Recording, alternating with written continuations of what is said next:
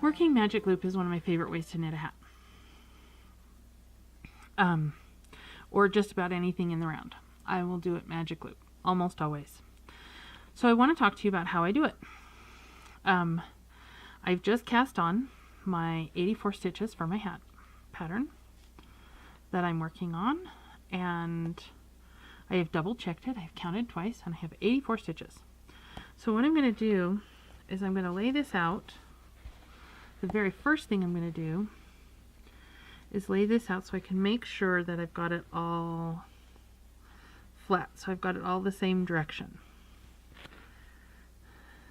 Then my side with my working yarn on it, I'm going to make sure that's coming up, because the very first thing I need to do is join in the round.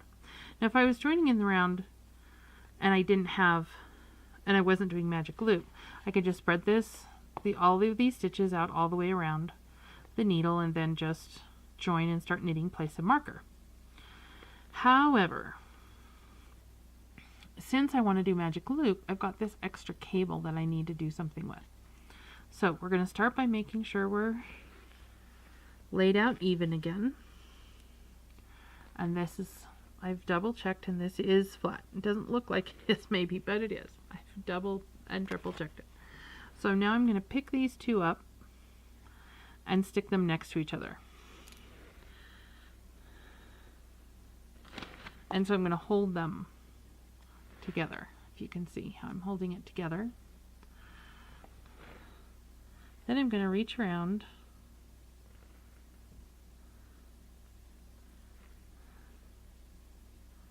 and pull out a section of my yarn, a section of my needle there, or my cable.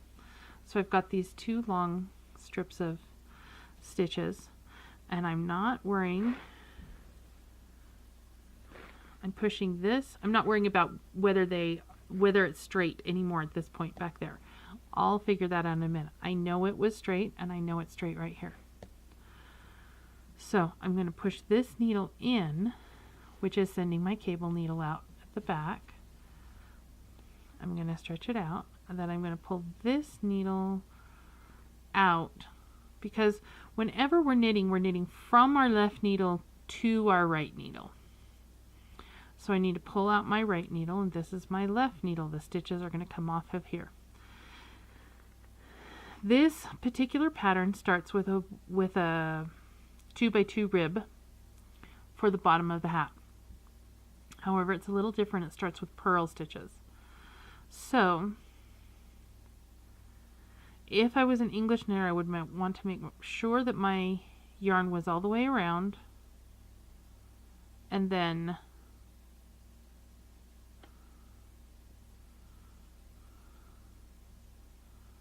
come through one,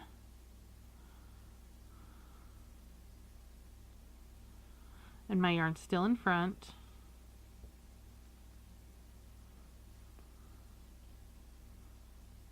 two, and if you're a flicker, you do it another way. I'm going to take these out and show you how I do it, and then you just keep going. I'm going to take these stitches out and show you the continental way. I am a continental knitter. So again, making sure those are staying together.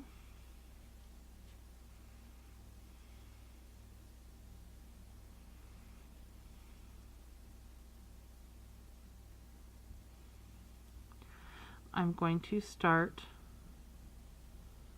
purling. Purl one, purl two. Now I'm ready to begin my knitting. Before I do that, I'm going to pull this tight so that I don't have a lot of extra yarn in between there. I want to try to keep that small. And this is cinching down on top of my cable here too, that stitch. So that's going to help.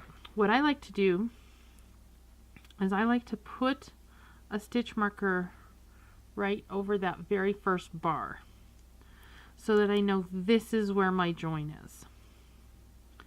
So that helps me later. Now later on I'm going to put a stitch marker in to mark the beginning of my round, but for right now that'll mark the beginning of my round, and I'll explain to you how I do that. So now I'm just going to keep knitting my 2x2 rib, which is what this pattern calls for, purling 2 and knitting 2.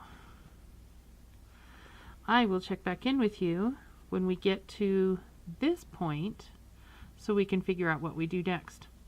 As I work these stitches, I'm going to keep them flat, and I'm going to keep them flat and just feed them flat on from my left needle onto my right needle to work them.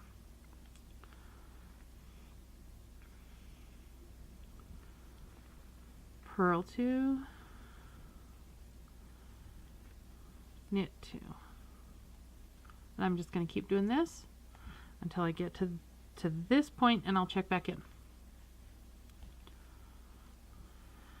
Okay, so I'm at my last 2 stitches here before I'm going to run out of stitches and my needle's going to come out. And I've got all of these stitches here. I've got my little thread right there for the beginning. I've got my extra cable over here. So now I need to turn this corner basically. Now I've got my purl 2. I'm going to do my last 2 stitches, which are knit 2, which will complete my pattern, and I like that. That was fortuitous that I divided right where I did. So I just lost essentially this needle. So what I need is for this, I need this needle to come out so that I have something to work with. I need to pull this needle out so I have something to work with. And this needle needs to be pushed back in. Now, if I just push it, you can see what happens. It's just kind of making this longer and loopier. So what I really need to do is pull my cable. Now, I want to be really careful when I start pulling on my cable that I don't pull this way, that I don't end up pulling this needle and pulling those stitches right out. So lots of times I like to pull this up just a little bit so that it doesn't get pulled so that if it does get pulled like it just did, that it doesn't pull all the way out, that it stops, that I have a stopping point. So that's the one that I want to pull until I can push it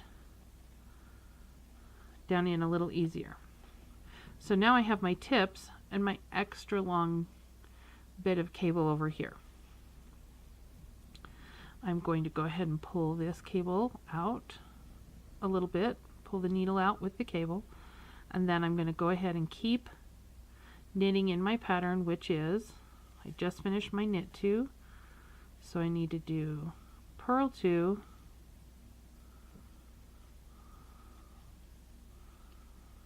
knit 2. Now I'm going to keep doing my purl 2, knit 2, and double checking that as I came around the corner, I came around that corner straight, so all of my stitches are straight still. Now I'm going to keep working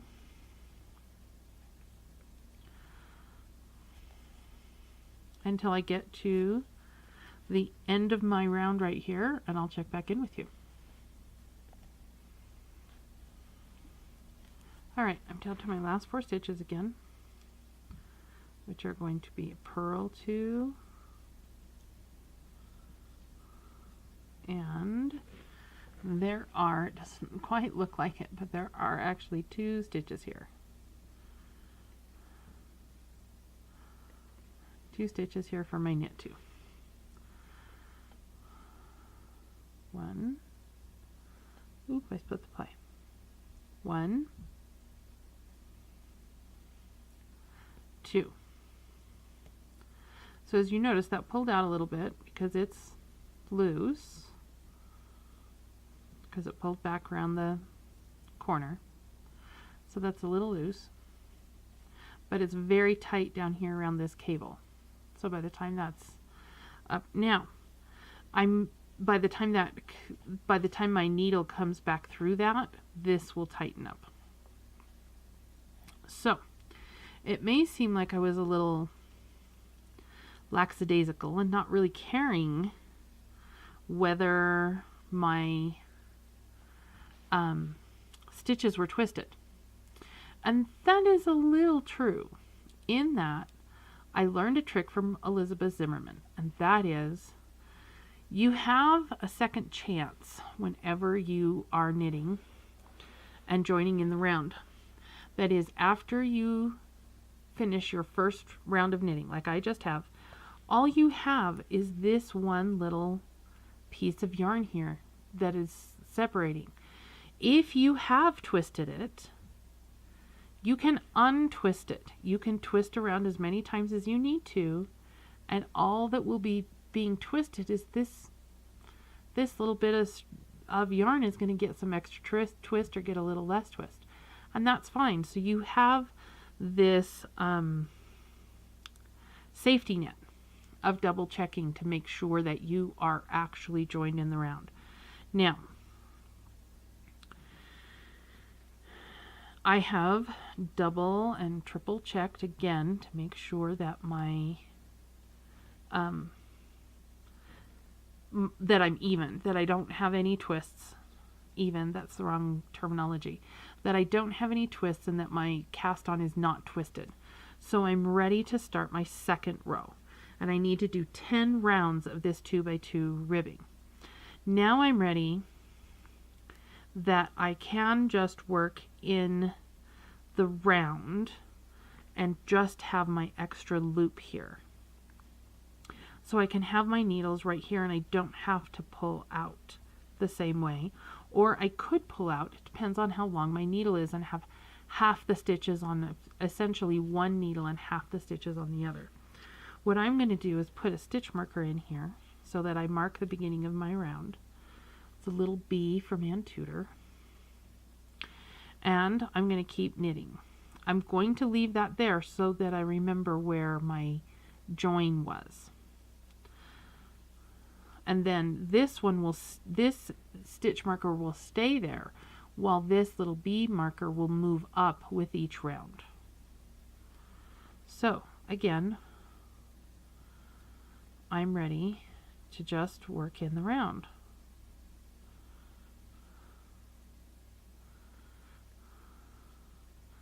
And as I approach, and you can see that there's not really any extra there. Maybe a little tiny bit, but it'll be fine. And I can use this tail to weave in and tighten that up if I need to when I'm done. So I'm just going to keep on working in the round with my 2x2 ribbing. I hope you found value in this tutorial. If you have, please consider a one-time payment via PayPal or a regular subscription via Patreon. The links are down below and they are on the screen. Again, thank you for joining me. See you next time.